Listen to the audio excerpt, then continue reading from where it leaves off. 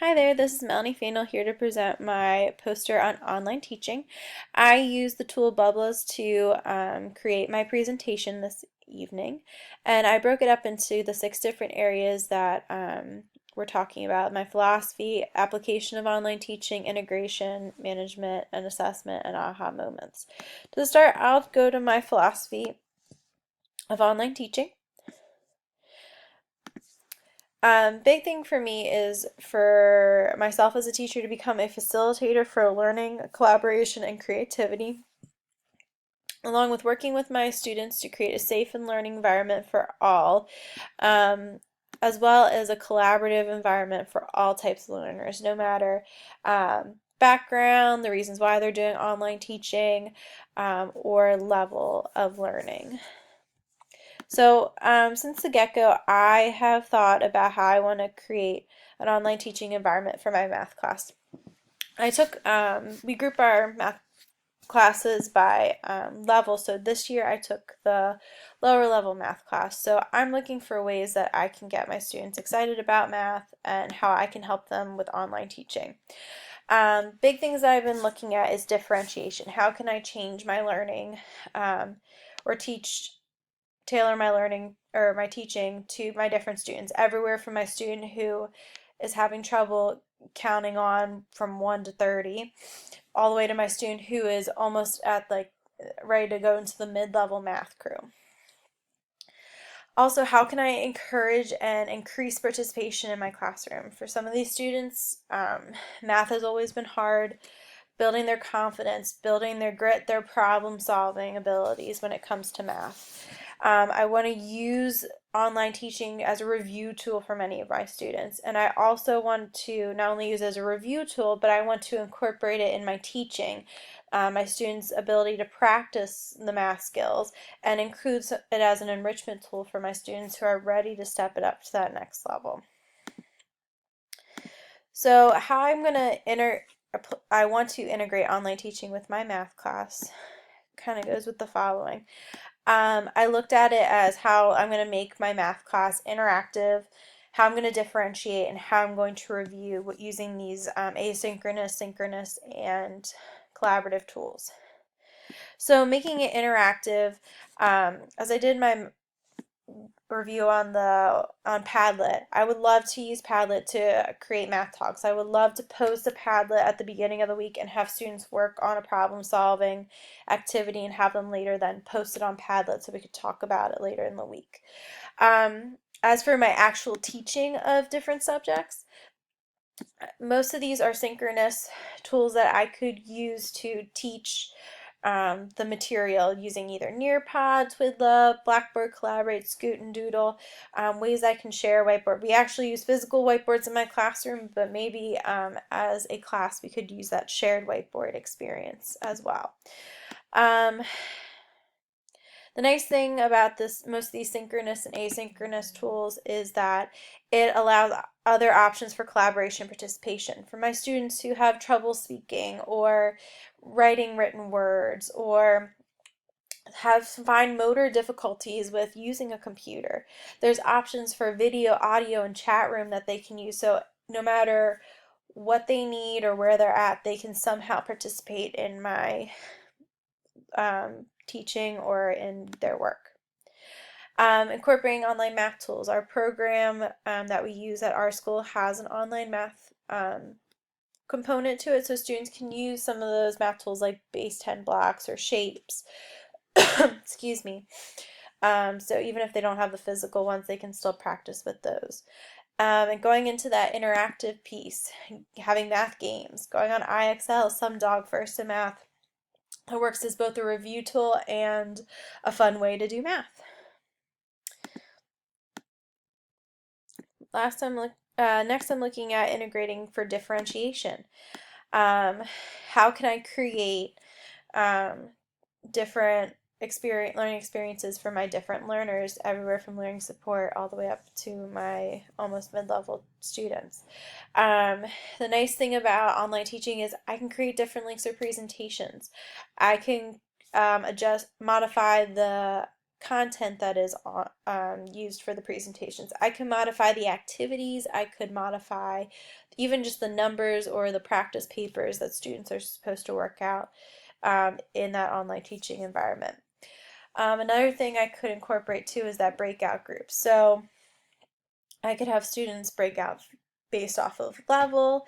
I could have students break off in ways that they can communicate, whether it's through chat, whether it's through audio, maybe with a shared whiteboard, or maybe some of them need that video component to it as well.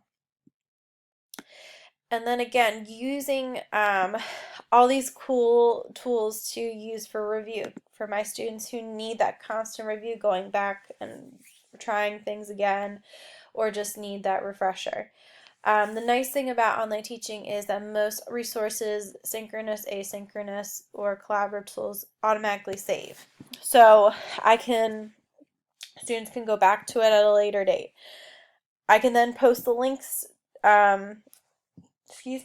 as a resource for home to school connections. Students can go back and review how to do their homework that day. Parents can learn the different skills on how to do their homework, how to help their student do their homework, especially with some of these new strategies through the PA Core. And also the recorded lessons, so that can, again, be used as a resource for students who just need the review, or even students who missed a day as well. Some considerations I was looking at for management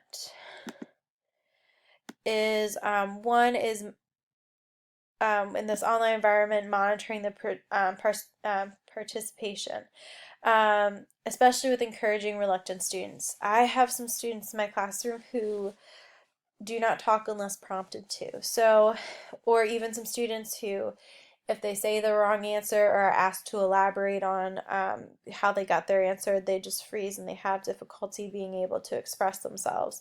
So hopefully this online environment kind of separating themselves from me, themselves from their peers, will hopefully encourage students to speak out, to be able to participate more, because some of them have some great ideas that I really want to hear. And with management, it comes down to tools.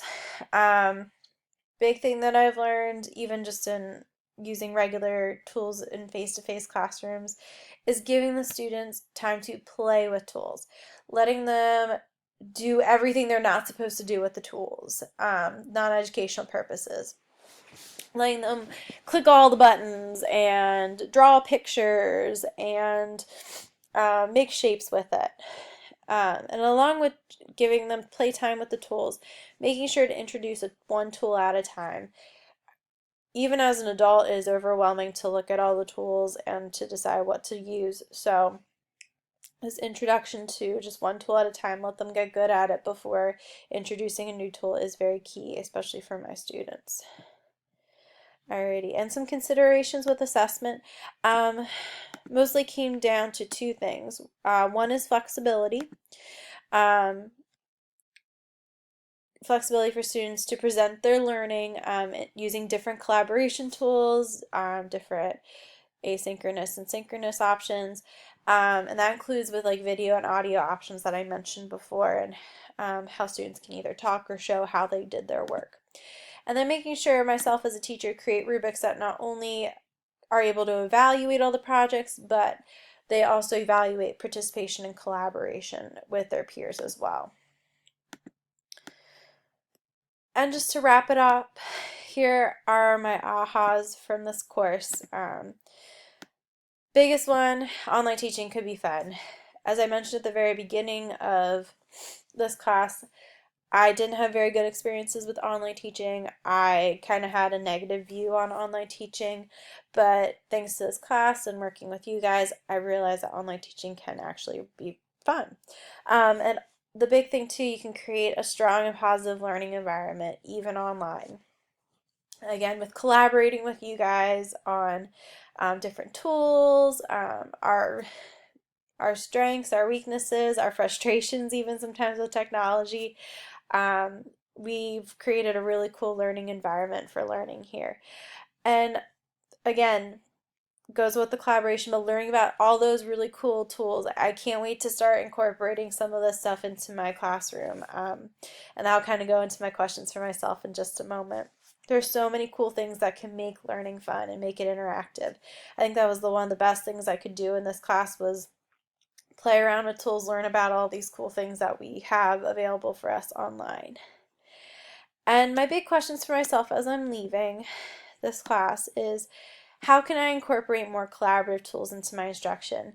Um, do I have to reinvent the wheel, or are there ways to incorporate online teaching that my district is already using? And how can I make learning more accessible for all my students? A lot of it, I feel my questions for myself come down to some time management, resources, as well as kind of creating a view for myself on how I want to embed this online learning into this learning environment where students that I have are coming from different backgrounds. This is a subject that they are struggling with, and some of them even come from low income housing that maybe this technology and these resources aren't readily available to them. So I'm looking forward to these challenges. I'm looking forward to taking these 7 weeks of learning and starting to apply it into my actual teaching, and hopefully I can benefit as well as my students as well. Again, thank you guys for a fun 7 weeks. It's been a great learning experience. I wish you luck in everything you do.